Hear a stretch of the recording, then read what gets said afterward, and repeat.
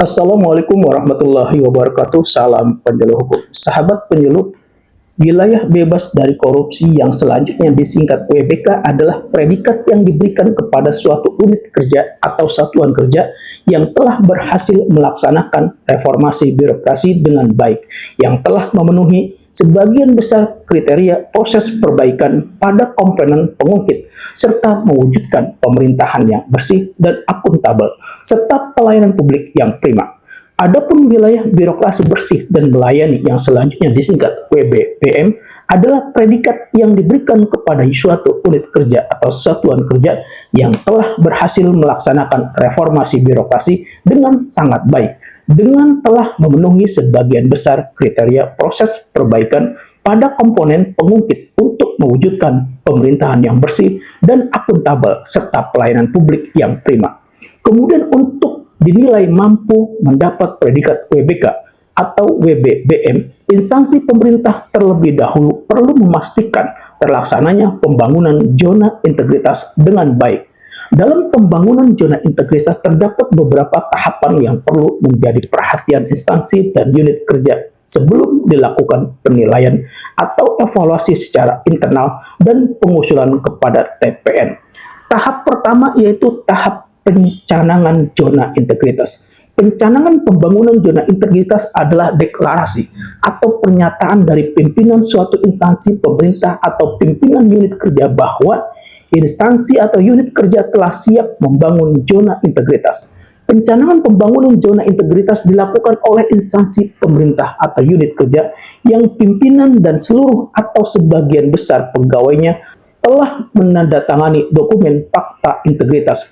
Penandatanganan dokumen fakta integritas dapat dilakukan secara massal atau sentak pada saat pelantikan baik sebagai CPNS, PNS maupun pelantikan dalam rangka mutasi kepegawaian horizontal atau vertikal. Kegiatan pencanangan merupakan langkah awal pembangunan zona integritas, namun tidak diwajibkan terdapat acara yang khusus atau formal pada saat pencanangan. Akan tetapi yang utama adalah penyebarluasan informasi terkait instansi atau unit kerja sedang melakukan upaya peningkatan tata kelola serta kualitas pelayanan melalui pembangunan zona integritas. Kemudian tahap pembangunan zona integritas yang kedua yaitu tahap penetapan unit kerja. Penetapan unit kerja zona integritas merupakan tindak lanjut pencanangan yang telah dilakukan oleh pimpinan instansi pemerintah. Unit kerja yang ditetapkan adalah unit kerja yang memenuhi kriteria antara lain, unit kerja yang melaksanakan layanan utama instansi pemerintah, unit kerja yang memiliki resiko tinggi dalam rangka penegakan budaya anti korupsi dan pelayanan prima, unit kerja yang mempunyai dampak luas pada masyarakat apabila melakukan pembangunan zona integritas. Kemudian tahap pembangunan zona integritas yang ketiga yaitu tahap pembangunan unit kerja. Setelah instansi pemerintah menetapkan unit kerja, maka yang selanjutnya harus dilakukan adalah pembangunan area perubahan zona integritas. Unit kerja perlu melakukan penetapan program pembangunan zona integritas ini harus disesuaikan dengan hasil identifikasi jenis layanan utama unit kerja, isu strategis dan risiko-risiko yang dihadapi oleh unit kerja. Lalu perlu disusun berbagai solusi yang inovatif sesuai prioritas atas permasalahan-permasalahan. Program-program kerja ini kemudian diselaraskan dengan 6 area perubahan yang ada pada zona integritas. Untuk memastikan bahwa setiap program kerja zona integritas dapat berjalan dengan baik, maka unit kerja perlu membentuk tim kerja yang terdiri dari pejabat dan pegawai pada unit kerja untuk melakukan pembangunan pada tiap area perubahan. Tim-tim kerja inilah yang kemudian menyusun dan mengkoordinasikan rencana kerja atau aksi yang terukur dan memiliki target yang jelas dalam pembangunan zona integritas untuk kemudian dilaksanakan dengan seluruh anggota unit kerja.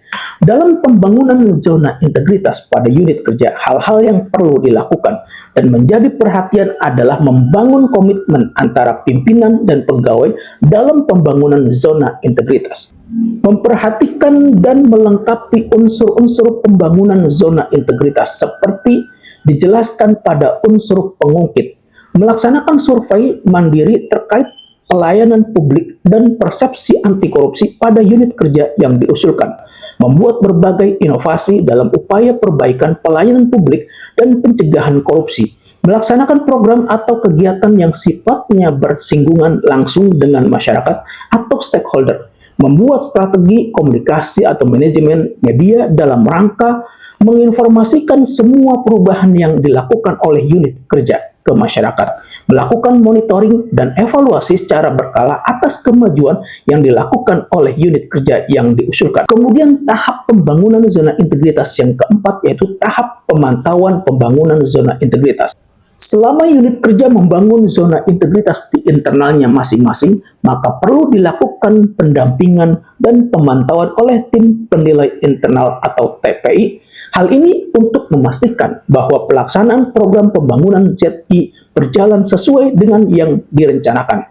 Oleh karena itu, TPI dalam proses pembangunan juga mempunyai peran untuk menjadi tempat konsultasi bagi unit kerja yang sedang membangun zona integritas, menjadi fasilitator dalam pemberian asistensi dan pendampingan dalam rangka pembangunan zona integritas di unit kerja, sehingga unit kerja mempunyai pemahaman dan persepsi yang sama terkait komponen-komponen pembangunan zona integritas.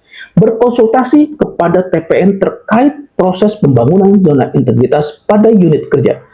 Dalam hal pemantauan berkala, TPI harus mampu melakukan penilaian terhadap pembangunan ZI yang dilakukan oleh unit kerja, dan hasil penilaian tersebut disusun dalam bentuk rekomendasi terhadap pimpinan instansi terhadap kelayakan unit kerja untuk diusulkan kepada Kementerian Pendayagunaan Aparatur Negara dan Reformasi Birokrasi.